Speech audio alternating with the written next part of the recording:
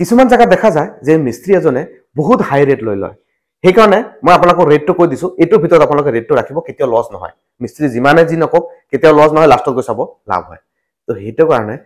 আপোনালোকে বিল্ডিংৰ ফুল finishing rate 250 ৰ পৰা 300 ৰাখিব পাৰে এটো কোৱালিটিৰ ওপৰত ডিপেন্ড কৰিব এটো কাম আপোনালোকৰ যদি ডাঙৰ এৰিয়াৰ হয় আৰু ৰেটটো কমাব পাৰে অলপ যদি সৰু এৰিয়া হয় আপোনালোকে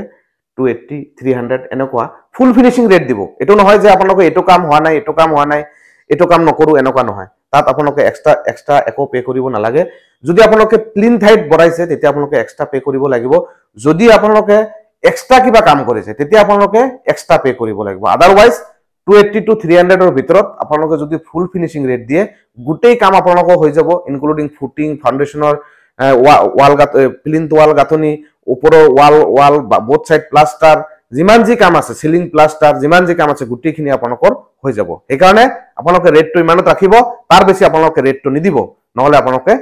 ঠক খাব আৰু আজিকালি বহুতে ওলাইছে পাৰ স্কয়াৰ ফিটত ৰেট লোৱা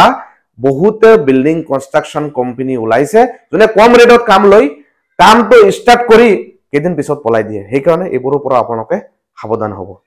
মানুহৰ জাস্টিফিকেশন লব কামবোৰ ভালকৈ কৰিছে নে নাই ক্লায়েন্টৰ পৰা প্ৰিভিয়াস কামবোৰ চাব যে প্ৰিভিয়াস কামবোৰৰ ৰিভিউ লব আপোনালোকে কামবোৰ কেনেকুৱা হৈছে কামৰ কোৱালিটিবোৰ কেনেকুৱা হৈছে এইবোৰ আপোনালোকে চাব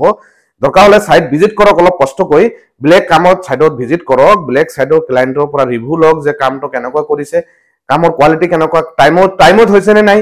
এইবোৰ আপোনালোকে চাব এনে জিতি ভাবে কামবোৰ জাকতাক দি কিনে নিজৰ পইচাখিনি আপোনালোকে বৰবাদ নকৰিব সো বি কেয়াৰফুল কামবোৰ ভালকৈ কৰিব থ্যাংক ইউ সো মাচ